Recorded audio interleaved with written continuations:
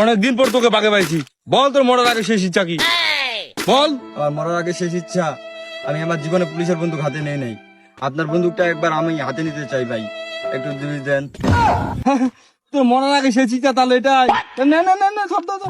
এবার বল তোর মরার আগে শেষ ইচ্ছা কি? বউ আমারে বলতো আমি নাকি বলদ। কোনোদিন বিশ্বাস করি নাই, আজকে প্রমাণ পাইলাম।